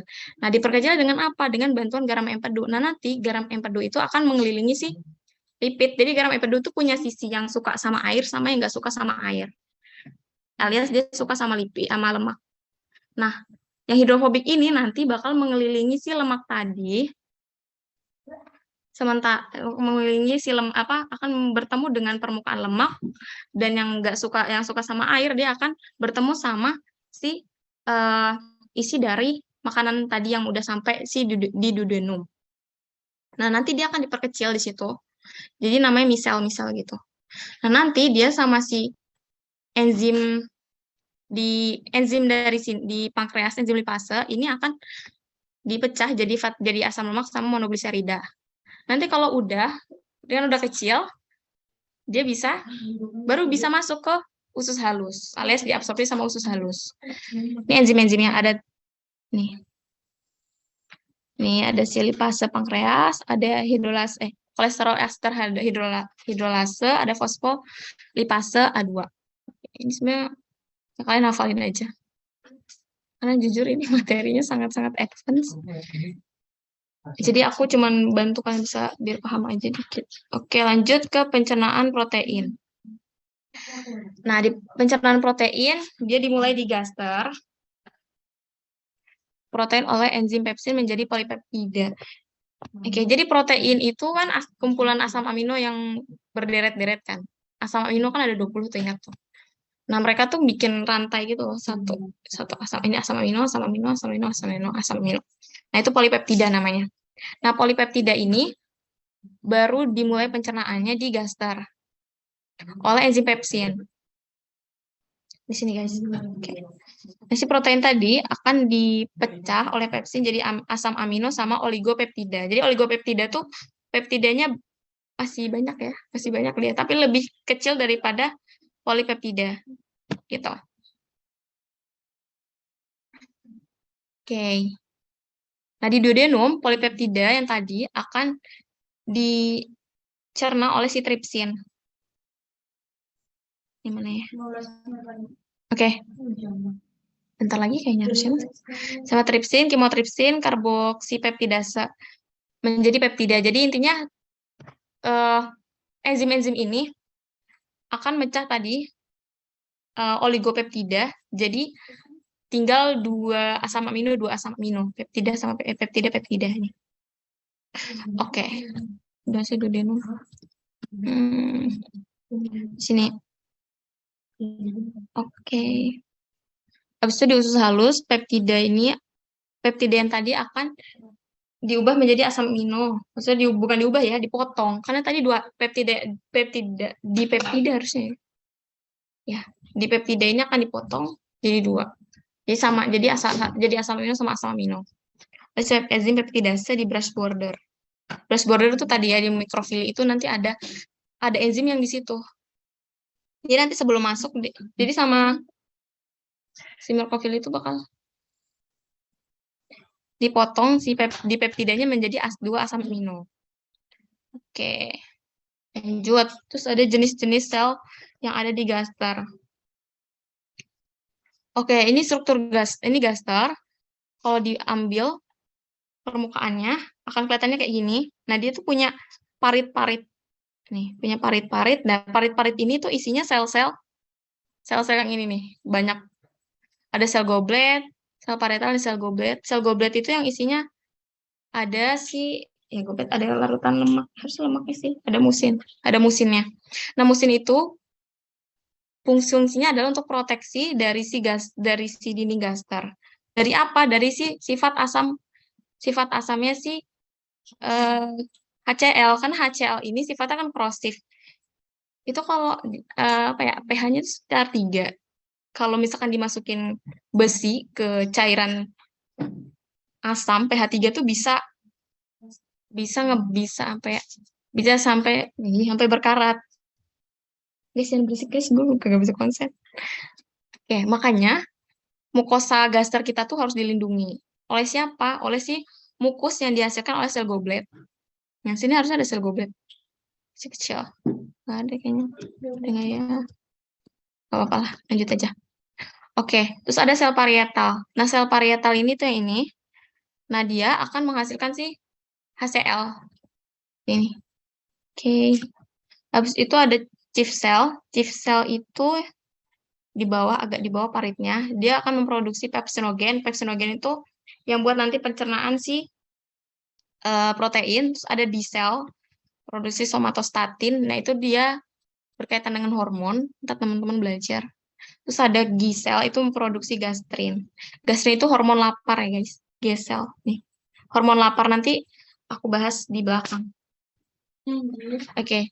Jadi sel-sel yang ada di gaster itu ada 5. Ada sel goblet. Sel goblet itu buat menghasilkan mukus untuk proteksi gaster. Habis itu ada sel parietal. Sel parietal tuh yang ini. Nah, dia tuh akan menghasilkan HCl buat pencernaan. Ya, untuk aktivasi pepsinogen juga. Nah, chief cell itu menghasilkan pepsinogen. Nanti akan diaktifkan menjadi pepsin oleh si asam lambung. Terus di sel D cell, mana D cell? Di sini nggak ada guys. Oke, itu akan memproduksi somatostatin, terus G-sel ini akan memproduksi gastrin atau hormon lapar. Oke, lanjut. Ada jenis-jenis papila di lidah. Jadi papila lidah ini sebenarnya untuk perasa, ya, guys. Dia tuh punya sel gustatory. Sel gustatory itu yang ini nih. Gak kelihatan sih. Ingat nggak? Sel gustatory itu buat kita bisa ngerasain asam manis kayak gitu-gitu. Rasa-rasa. Ya, asam manis garam kehidupan. Oke, terus dia ada tiga jenis. Sebenarnya ada 4, tapi kalau yang satunya tuh nggak ada di manusia, guys, udah rudimenter. Nah, ada papilla circumvallata, ini yang kayak jamur. Nah, ini dia ada di sekitar belakang lidah yang di sini ya. Nah, terus ada papilla foliata. Papilla foliata tuh di sini nggak sih? Oke, ingat aja papilla circumvallata tuh kayak punya parit 2. Jadi itu dia bulat, terus dia tuh ada bulat terus dikelilingi parit. Terus ada papilla fungiformis, bentuknya kayak jamur, dia ada di belakang, agak di belakang lidah sih sebenarnya. Terus papilla foliata, dia bentuknya kayak daun. Oke, lanjut. Indra perasa. Nih. Oke, indra perasa di. Nah, tadi kan aku udah bilang ada sel gustatory kan di sini. Nih, di sini ntar ada sel gustatory. Itu kayak balon, tapi isinya tuh ada sel-sel yang dia tuh reseptor yang terhubung sama saraf-saraf sama saraf-saraf yang nanti ujung-ujungnya bakal ke otak. Nah, tiap fili ini akan mempunyai taste fork atau tadi itu intinya apa yang namanya taste bud ya, taste bud. Nah, taste bud itu mana yang nggak ada gambarnya? Oke. Nah, taste bud, terus ada taste hair. Intinya dia tuh ada ya di dalam si taste bud itu ntar ada sel-sel reseptor buat perasa. Nah, nanti dia tuh sebenarnya fungsinya buat sensor rasa kan. Nah, nanti dari aduh, aku bingung jelasinnya, kalian belum belajar. Dari serabut saraf sensoris nanti akan diteruskan. Jadi tuh saraf itu saling terhubung dengan saling berkomunikasi dengan neurotransmitter gitu. Nah, serabut saraf sensoris ini akan melepas neurotransmitter yang nanti akan diteruskan untuk ke otak dia melalui si nervus 8. Nervus 8 itu ada vestibulus cochlearis, terus nervus 9 itu ada glossopharyngeus. Ya nggak sih, guys? Habis itu nervus vagus. Yang paling diingat nervus vagus. Oke. Dari nervus vagus nanti dia akan ke korteks. Sebenarnya sebelum masuk ke situ, harusnya lewat talamus dulu. Lewat talamus. Oke, ntar langsung ke korteks. Korteks itu bagian yang ada parit-paritnya di otak. Korteks primer tuh intinya korteks utama buat si persepsi. Untuk persepsi gustatory. Kalau di sini primary gustatory cortex. Nah, habis itu nanti akan diradiasikan atau enggak disebarkan sinyal persepsi rasa tadi ke korteks sekunder. Korteks sekunder ini intinya dia akan menghubungkan dengan area-area dari korteks lain si korteks gustatory tadi. Nah, salah satunya dia akan nyebarin ke si sistem emosi, sistem limbik. Itu tuh di tengah ada yang ada amigdala dan sebagainya. Oke, ntar habis itu nanti dia akan berhubungan dengan si eating behavior. Eating behavior itu dia ada di hipotalamus. Ntar aku bahas. Oke. Aduh, pusing banget ternyata. Oke, habis itu aku mau lanjut ke si mana sih? Ke regulasi lapar kenyang. Oke, aku pusing banget. 7 menit aku, aduh, oke, ini regulasi lapar sama kenyang, ini aku udah bikin bagannya, mungkin teman-teman ntar bisa baca. Oke, ini regulasi, aku jelasin yang lapar ya. Nah, jadi kalau lapar itu ada Belum itu. Hah? Belum ke situ. Gimana? Belum kena ini pakai. Oh iya, sorry. Aduh, mau nangis, banyak banget. Banyak banget yang terlalu advance. Oke. Ini ya guys.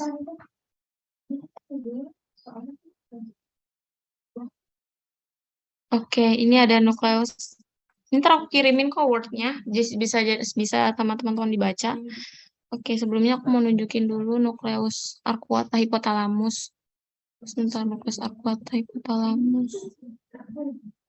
Mana ya? Aku juga udah bikin Word-nya buat teman-teman baca lagi. Oke. Oke.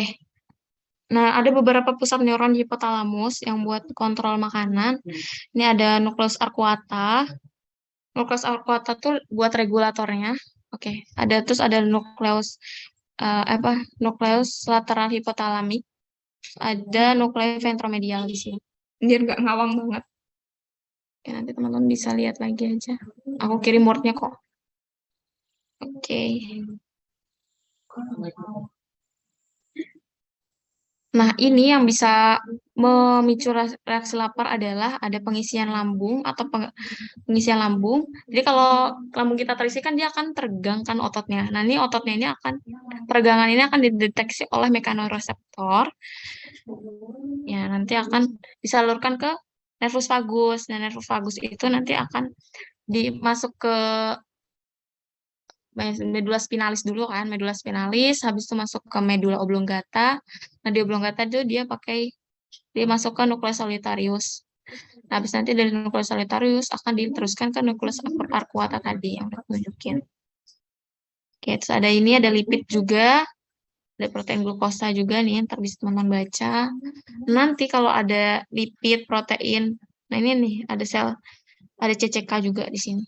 Teman-teman baca aja deh ini. Intinya dia akan inhibisi dari nukleus ventromedial hipotalamus untuk sensasi kenyang dan juga nukleus paraventrikular untuk supresi perilaku makan. Terus dia akan menstimulasi neuron oreksigenik, melepas neuropeptida Y, aktivasi dorsomedial nuklei untuk menstimulus motorik untuk nyari makan. Terus perannya otak mesencephalon. Oke, mesencephalon itu untuk proses makan seperti ngunyah gitu, terus saliva gitu-gitu. Oke, mesencephalon. Oke, nggak apa-apa, ini ntar aku share aja soalnya banyak banget. Oke, ntar si NPY juga dia akan aktivasi nukleus lateral hipotalamus untuk sensasi lapar. Jadi nukleus lateral hipotalamus yang tadi,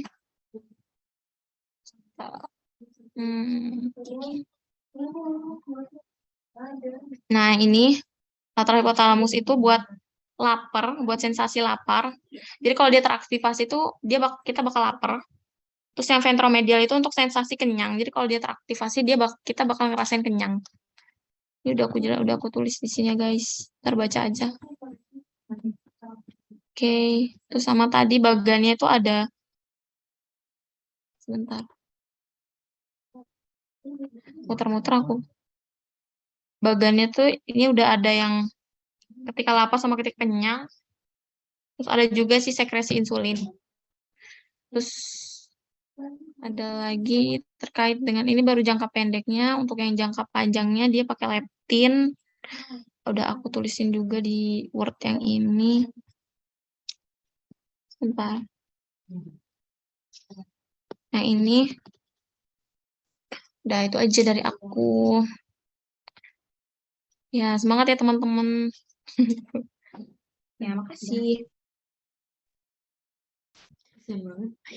Oke, makasih. Makasih banyak Mbak Tika atas paparan materinya yang lengkap banget. Semoga teman-teman semua bisa menerima ilmunya dengan baik ya dari ketiga tutor tadi dan bisa membantu teman-teman buat ujian soka besok. Nah, selanjutnya nih kita masuk ke sesi tanya jawab buat teman-teman. Mungkin barangkali ada yang mau bertanya ke Mas Mbak Tutor, dipersilakan ya. Yuk tanyain yuk. Ada yang mau tanya nggak?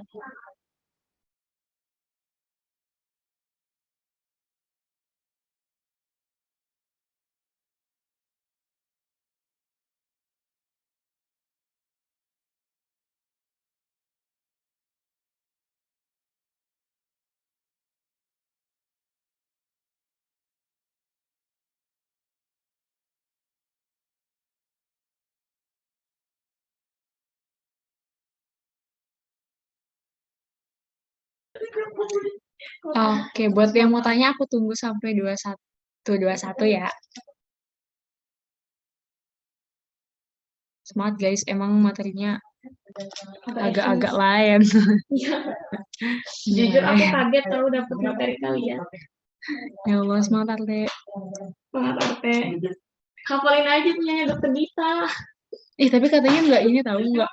Maksudnya beliau nyepil tapi katanya bukan beliau yang buat. Bikin. Kok bisa? Dia beli PIC nggak sih?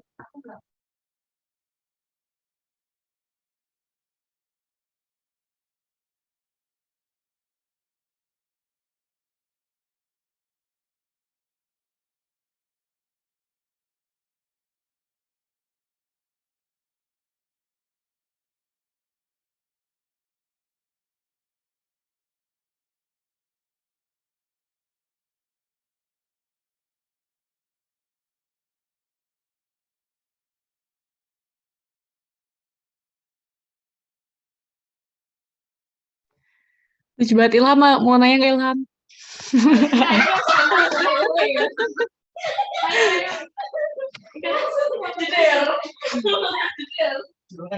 Gitu ya. Nggak, kayaknya capek banget gak sih ya lo jadi Arte? Ya tahu sih ya. Mbak mau nanya. Kalau nggak ada yang mau tanya, Mbak mau oke, nanya, karena nggak ada yang mau Mbak. tanya, kita mau tanya ke teman-teman semua ya. Nggak apa ya. Kalau aja nanti kalau yang jawab nanti ada dapat sesuatu dari Mbak. Mbak mau nanya, Mbak mau nanya. Jawab kuis, kita ada kuis, ye. Apa? Coba dari yang lain. Coba dari yang lain, tutor-tutor ada yang mau apa? Mau ngasih pertanyaan nggak? Iya beneran tahu kalian kalau nggak yakin juga jawab aja nanti biasanya dapat duit dari merch. Aku mau dong. Real. Ya aku mau dong. Ayo siapa? Gra mau tanya nggak? Gra, tanya Gra. Aku kan materi banyak banget Gra. Banyak pusing. Ayo cepetan biar cepet kelar nih. Mereka mau pada tidur gak sih? Mekanisme terjadinya.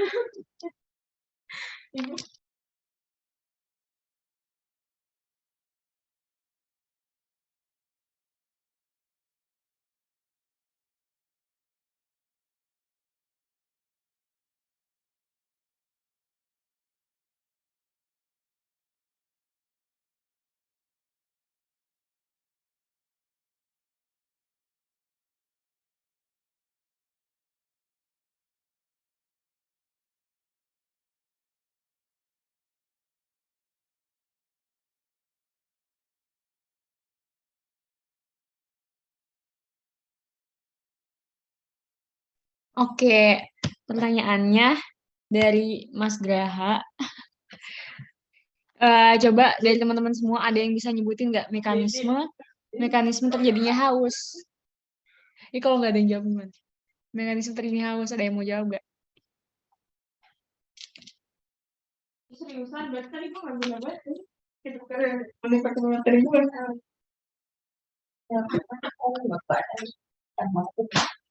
Terus tunjuk bisa.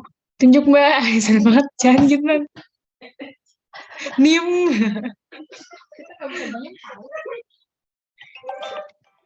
Wow, aku sanksi. Ayo udah. Ya nggak usah, udah sih lucu banget. Ayo guys. Spill dikit dong Mas, yang mana Mas? Yang itu loh, yang kekurangan cairan. Yang kurangan cairan. Gak ada yang mau jawab. Enggak ada yang mau jawab gimana? Gak apa-apa tahu. Gajuk aja cepetan. Ya? Nim, kasih tahu Nim. Kasihan tuh jangan gitu. Oke, kalau nggak dulu nggak usah aja. Mending kalau Nih, tapi ada hadiahnya tahu guys. Beneran dapat duit real. Jangan nolak rezeki. Ayo jangan nolak rezeki. ditolak.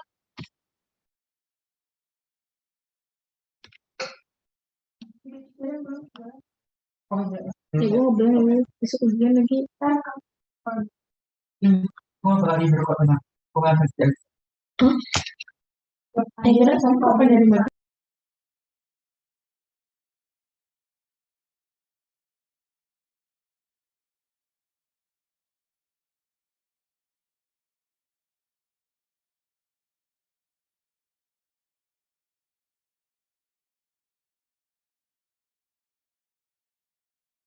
Ya udah. Oke deh, kalau gitu. Tapi ada benar. Ya udah kita skip aja kuisnya, guys. Mungkin ini benar. Dari Mas Mbak ada mau spill Soka gitu nggak? Tips and trick buat Soka. Ayo. Karena kalian first time Soka kan. Jadi. Oke, sok. Oke, silakan Mbak Gina. Loh, jangan aku dulu, Atika dulu deh. Iya, anjir. Aku terakhir. Oke, aku Oke. pakai punya kamu aja, Hai, nggak apa-apa. Oke, sok. Aku mau nyetel vokal, guys. Jadi kalian besok intinya kalian kan bakalan kasih waktu sampai waktu cuma berapa menit ya? Tergantung ya ntar ketentuannya. Nanti kalian bakal nulis di kertas di muka untuk jawab soal dari yang udah ada di kertasnya. Nanti bakal ada soal itu di